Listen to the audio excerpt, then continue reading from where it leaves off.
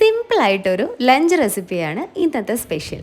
സ്കൂളൊക്കെ തുറന്നതുകൊണ്ട് കുട്ടികൾക്ക് ലഞ്ച് ബോക്സിൽ കൊടുത്തയക്കാനും കൂടെ പറ്റിയ നല്ലൊരു ഐറ്റമാണ്.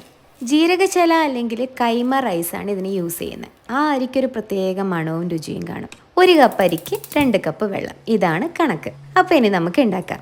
പാത്രം ചൂടാവുമ്പോൾ അതിലേക്ക് എണ്ണ ഒഴിച്ച് പട്ട, ഗ്രാമ്പു, ഏലക്ക എന്നിവ ചേർത്ത് ഒന്ന് മൂത്ത് വരുമ്പോൾ സവാള, തക്കാളി, പച്ചമുളക് എന്നിവ ചേർത്ത് നന്നായിട്ട് വഴറ്റിയെടുക്കുക. ഇഞ്ചി വെളുത്തുള്ളി പേസ്റ്റ് കൂടെ ചേർത്ത് കൊടുക്കാം. ഇതെല്ലാം കൂടെ ചേർത്തൊന്ന് വഴറ്റി പാത്രം അടച്ചു വെച്ച് ഒന്ന് കുക്ക് ചെയ്തെടുക്കണം. പച്ചക്കറികൾ നന്നായിട്ടൊന്ന് വെന്ത് വരുമ്പോഴത്തേക്ക് കഴുകി വൃത്തിയാക്കി ഊറ്റി വെച്ചിരിക്കുന്ന അരി ചേർത്ത് ഒന്നുകൂടെ ഒന്ന് ഫ്രൈ ചെയ്തെടുക്കണം.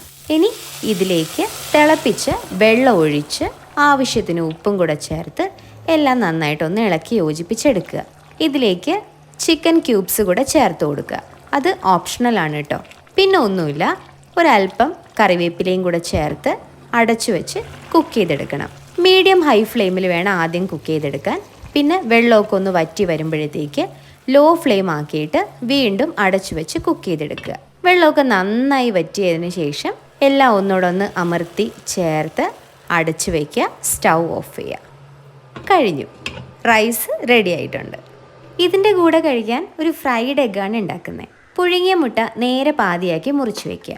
ഒരു കടായിലേക്ക് മുളക് പൊടി, മല്ലിപ്പൊടി, ഉപ്പ്, വെളിച്ചെണ്ണ എന്നിവ ചേർത്ത് ഒരു പേസ്റ്റ് പോലെ ആക്കി വയ്ക്കണം. ഇനി അടുപ്പ് കത്തിക്കുക. ഒരല്പം കറിവേപ്പില ചേർത്ത് ഈ ഒരു പേസ്റ്റ് ഒന്ന് മൂപ്പിച്ചെടുക്കുക.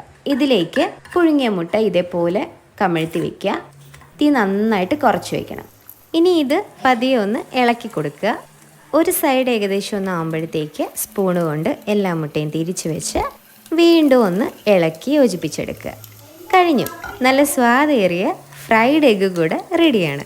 അപ്പം ഇനി എന്താ, ഒരു അച്ചാറും കൂടെ എടുത്തൊന്ന് സെർവ് ചെയ്യുക. എൻജോയ്.